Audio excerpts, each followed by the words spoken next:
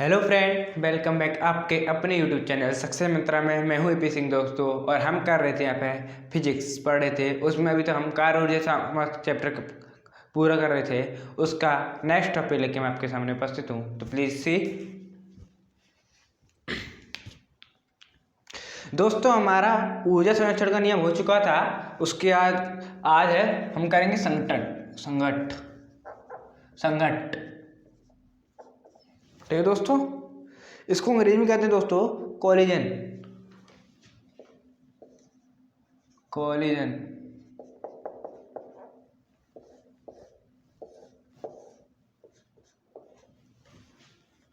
संघट होता क्या है? एक तरफ से संघट दो अणुओं की एक अन्योन्य क्रिया है, जिसको हम संघट के रूप में कह सकते हैं। आमतौर पे जो आम भाषा होती है उसमें इसको टक्कर कहा जाता है दोस्तों। दो वस्तुओं की टक्कर हो गई तो उसको ही एक विज्ञान भाषा में, बहुत ही विज्ञान भाषा में संघट कहा जाएगा। ठीक है दोस्तों, इसकी अगर हम डेफिनेशन बनाए तो बनती है कि यह वो घटना है या प्रक्रिया है जिसमें दो खंडों या कणों के पास आने पर या अन्योन्य क्रिया करने पर इसके वेग में परिवर्तन हो जाता है। इसको कहते हैं भौतिक विज्ञान की भाषा में, इसको क्या कहा गया है कि यह वो घटना व प्रक्रिया है, वह घटना है, कोई प्रक्रिया है जिसमें दो पिंड अथवा दो अणु पास में आने पर या उनके अन्योन्य क्रिया करने पर उनके वेग में परिवर्तन हो जाता है। एक बार इसकी डेफिनेशन देख लीजिए दोस्तों। यह है वो घटना या प्रक्रिया है जिसमें दो पिंड अथवा कण पास में आने पर अन्योन्य क्रिया करने पर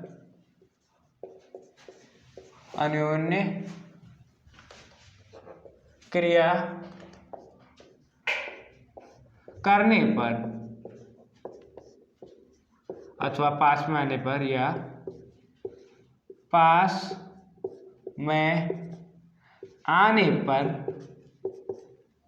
वेग परिवर्तन हो जाता है।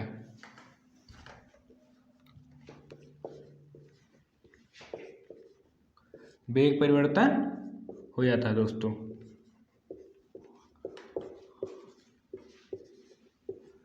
ठीक है, ये वो क्रिया है, वो घटना है जिसमें दो पिंड अथवा कण अन्योन्य क्रिया करने पर अथवा पास में आने पर उनके वेग में परिवर्तन हो रहा है। जैसे इन दोनों में टक्कर हो गई तो इन दोनों का वेग पहले कुछ था और कुछ है। ये मान लो स्थिर है और ये गतिमान अवस्था से आ रहा है, तो इसका वेग कम हो जाएगा और ये उछट के दूर जाएगा, तो मतलब इसमें गति हो जाए बढ़ जाएगी दोस्तों। ठीक है, तो वही हमारी डेफिनेशन कह रही है दोस्तों। अन्योन्य क्रिया संघट दो प्रकार के होते हैं, एक प्रत्यास्थ होता है, एक अप्रत्यास्थ होता है। प्रत्यास्थ अप्रत्यास्थ क्या होता है इसके बारे में जानेंगे अब। ठीक है दोस्तों, तो पहला देखिए प्रत्यास्थ संघट। प्रत्यास्थ संघट क्या होता है, मतलब इलास्टिक कोलिजन क्या होता है।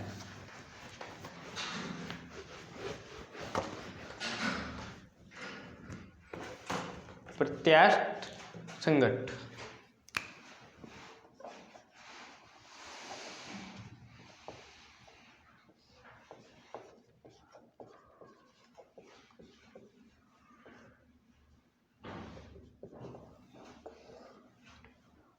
इलास्टिक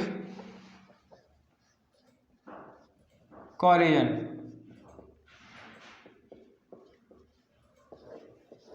ये क्या होता है दोस्तों, अब इसके बारे में हम जानेंगे। तो देखिए, प्रत्यास्थ संघट दो कणों के मध्य वह टक्कर है जिसमें टक्कर से पूर्व और टक्कर के पश्चात उनका रेखीय संवेग और गतिज ऊर्जा, दो पॉइंट दोस्तों हमने क्या यहाँ पे नोट किए, रेखीय संवेग और गतिज ऊर्जा दोनों ही संरक्षित रहते हैं। क्या कहते हैं? संरक्षित रहते हैं। उस टक्कर को हम क्या कहते हैं, उस संघट्ट को क्या कहते हैं? प्रत्यास्थ संघट्ट। उस कोलिजन को क्या कहते हैं? इलास्टिक कोलिजन दोस्तों। ठीक है, प्रत्यास्थ संघट्ट वह घटना है, प्रत्यास्थ संघट वह घटना है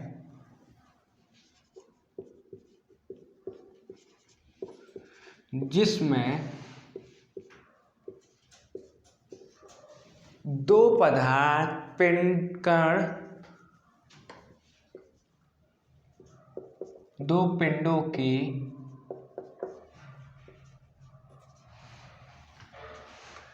टक्कर से पूर्व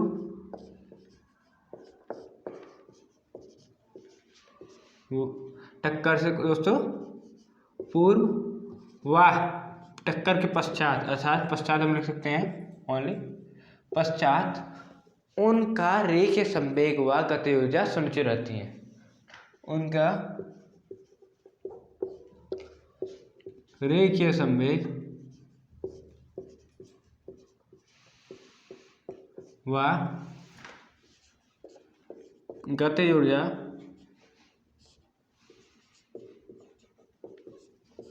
संरक्षित रहती है, संरक्षित रहती है।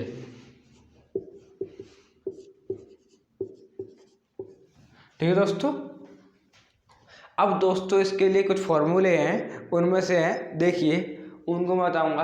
पहले उनमें फॉर्मूले में क्या क्या यूज होता है पहले मैं आपके लिए वो बताता हूँ कि यदि दो पदार्थ हैं, पहला पदार्थ हमने लिया M1 जिसका द्रव्यमान हमने मान लिया M1, पहले इसको रफ कर लेता हूँ एक बार, ज़्यादा बेटर होगा। दोस्तों साथ के साथ नोट कर लीजिए या फिर स्क्रीनशॉट कर लेते रहिए, क्योंकि आप जब नोट बनाएंगे तो आपके लिए पेपर टाइम पे एक्सरसाइज करने के लिए आपको ढूंढना नहीं पड़ेगा कौन सा पॉइंट कहाँ है, फास्ट आप कर देंगे।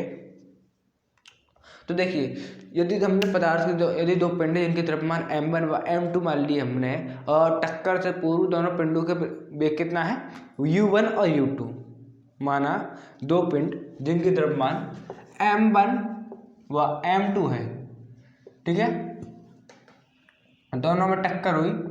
ये पहले इसका प्रारंभिक वेग U1 दूसरे वाला का प्रारंभिक U2 है, टक्कर हो गई दोस्तों दोनों पिंडों में M1 व M2 में, ठीक है। तो उसके बाद इन दोनों के वेग चेंज हो गए, इस वाले का हो गया V1 और दूसरे का हो गया V2, M2 वाले का हो गया V2 है। तो पहले इसको लिखा देता हूँ, जो आपको ऊपर डायग्राम में दिखाया मैंने सेम टू सेम वही ऐसा लिखा रहा हूँ मैं। माना दो पिंड जिनके द्रव्यमान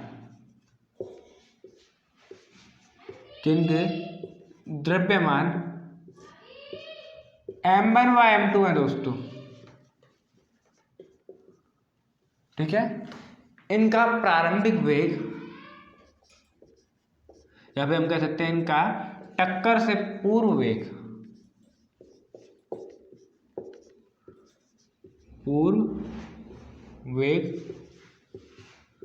U1 क्रमशः U1 व U2 हो तथा टक्कर के पश्चात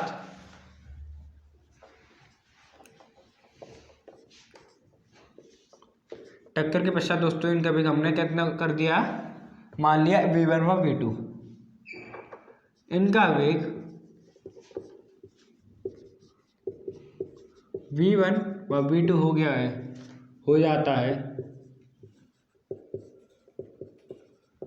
तो दोस्तों यहाँ पे एक फॉर्मूला लागू होता है, उस फॉर्मूले के आधार पर इनका मान बताया जाता है दोस्तों, वो है कि U1 बराबर M1 माइनस M2, U1 बराबर M1 minus M2 upon M1 plus M2 into U1 यहाँ पर है दोस्तों, तो यहाँ पे क्या हमारा भी क्या आएगा, सॉरी हमको ये फॉर्मूला निकाला जाता है V1 के रूप में। V1 फॉर्मूले को याद करने की दोस्तों एक ट्रिक होती है, ट्रिक के आधार पर निकाला जाता है। जैसे कि V1 है तो V1 के आधार पर यहाँ पे हमारे मिल गया U1। पहली फॉर्मेटिंग में मात्र इतना कि V1 बराबर M1 minus M2 upon M1 plus M2 into U1। दूसरे फॉर्मूले दूसरे साइड हम लिखेंगे तो उसमें क्या आता है plus 2M2 U2 upon M1 plus M2, ठीक है दोस्तों। ये हमारा पहला फॉर्मूला है।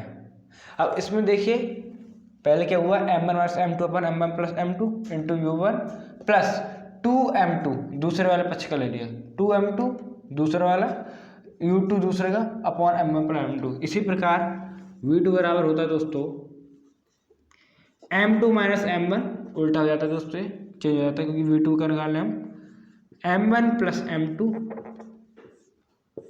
अब इंटू v2 सॉरी u2 आएगा यहाँ पे u2 प्लस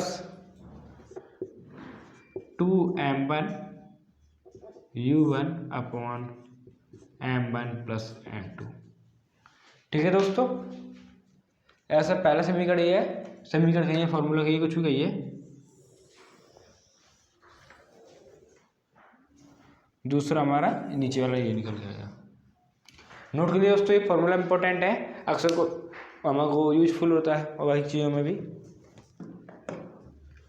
अब सेकंड चीज है दोस्तों अप्रत्यास्थ टक्कर। क्या दोस्तों, अप्रत्यास्थ टक्कर।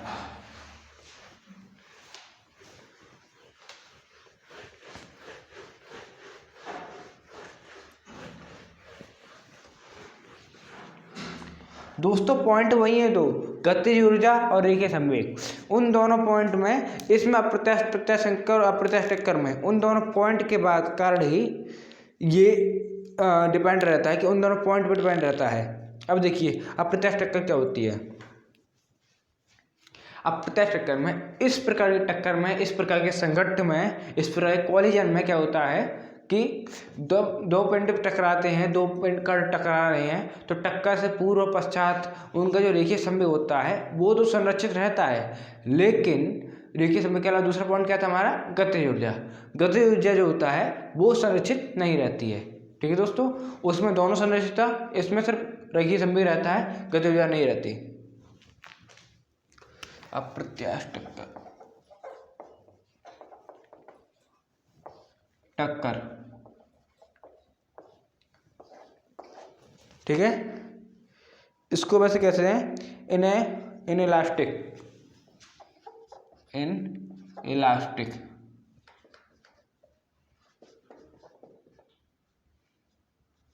कॉलिजन।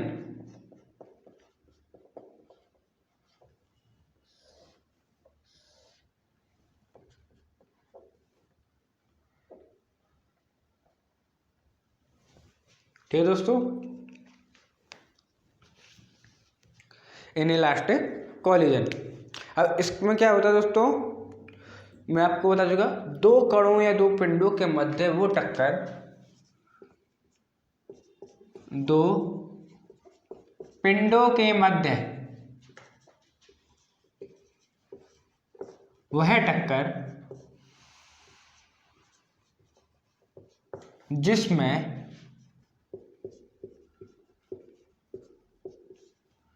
उनका, वह टक्कर जिसमें उनका संवेग तो संरक्षित रहता है, अर्थात इसमें मतलब क्या दे रहा हूं मैं, टक्कर से पूर्व टक्कर के बाद जो संवेग है वो तो संरक्षित रहता है, संवेग तो संरक्षित रहता है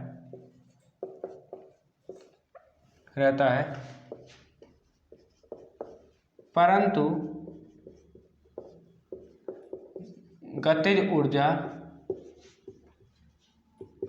संरक्षित नहीं रहती दोस्तों, नहीं रहती।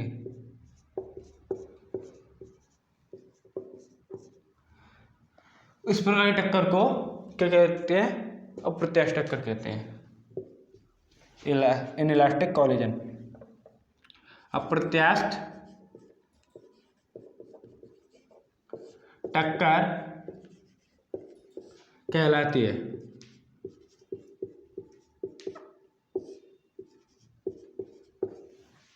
ठीक है दोस्तों, दो पिंडों के मध्य वह टक्कर जिसमें उनका संवेग सुनिश्चित रहता है परंतु उनकी जो गतिज ऊर्जा है वो सुनिश्चित नहीं रहती, वो परिवर्तनशील रहती है। इस प्रकार की टक्कर को अप्रत्यास्थ टक्कर कहते हैं। ठीक है दोस्तों, अब इसका अगला है वो मैं कराने जा रहा हूँ, अगला पॉइंट है दोस्तों, फॉर्मूले के रूप में आता है। फिजिक्स में दोस्तों ज़्यादातर पॉइंट या तो जो नोट पॉइंट होते हैं वो इंपॉर्टेंट होते हैं, डेफिनेशन वगैरह पर कोई ज़्यादा नहीं देता, या फिर फॉर्मूले पर आधारित सवाल इंपॉर्टेंट होते हैं दोस्तों।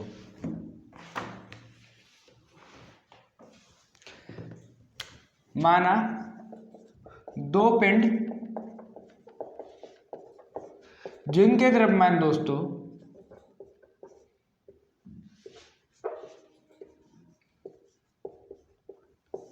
m1 व m2 है। ठीक है दोस्तों, जिनके द्रव्यमान m1 व m2 है, उनके प्रारंभिक वेग टक्कर से पूर्व वेग उनका या उनके टक्कर से पूर्व वेग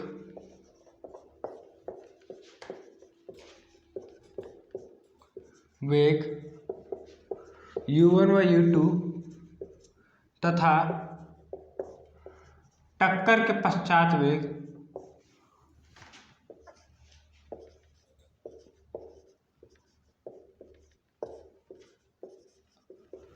v1 व v2 हो तो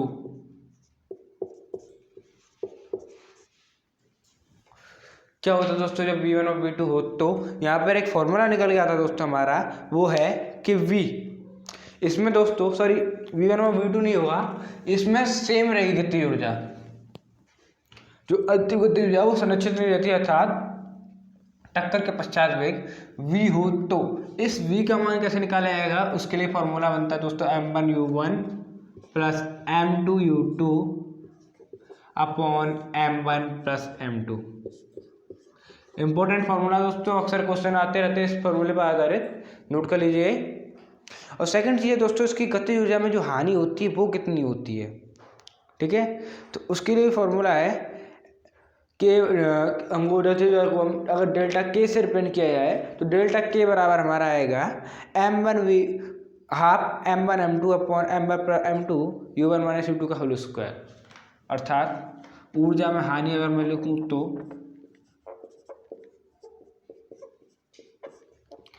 डेल्टा के बराबर half m1 m2 upon m1 plus m2, ठीक है, u1 माइनस u2 का होल स्क्वायर। ये होता है दोस्तों ऊर्जा में हानि। अब देखिए दोस्तों, ये दोनों डायरेक्शन, वैसे एक चीज और ध्यान रखिए, ये दोनों डायरेक्शन तब है जब दोनों पिंड समान दिशा में चल रहे हैं, अर्थात एक भी इसी दिशा में चल रहा है, दूसरा भी इसी दिशा में चल रहा है। जब पिंड, यूनिट कॉलम यहाँ पर लिखना चाहिए, जब पिंड समान दिशा में चल रहे हों दोस्तों,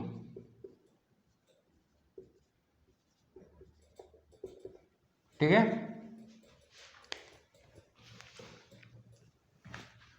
तब के लिए डायरेक्शन बनती है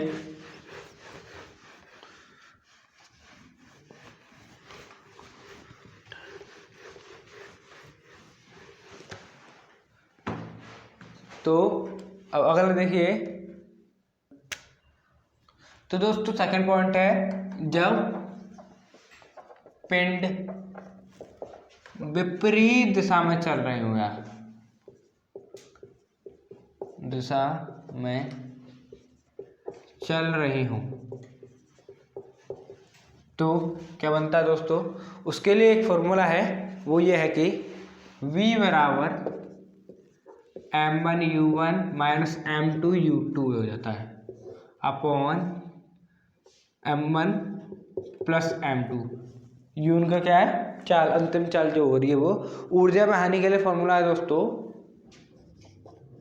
ऊर्जा में हानि के लिए फॉर्मूला है डेल्टा के बराबर half m1 m2 upon m1 plus m2 into ये मतलब ये u1 बचता है इसमें। सिर्फ एक फॉर्मूला ये है, एक फॉर्मूला ये है दोस्तों। आज मैं आपको 4 फॉर्मूले लिखाए हैं, चारों बहुत इंपॉर्टेंट हैं, अक्सर सवाल आते रहते हैं इन पर, तो उनको थोड़ा अच्छे से नोट करिए। और ये कार्य ऊर्जा सामर्थ्य वाला चैप्टर है दोस्तों, अक्सर इससे 1 या 2 क्वेश्चन पूछ लिया जाता है। ठीक है दोस्तों, उम्मीद करता हूँ वीडियो आपको पसंद आई होगी। वीडियो पसंद आई तो लाइक करें, कमेंट करें, शेयर करें दोस्तों के साथ, चैनल को सब्सक्राइब करके बेल आइकन दबा दें। मिलते हैं आपसे अगले वीडियो में, तब तक के लिए धन्यवाद।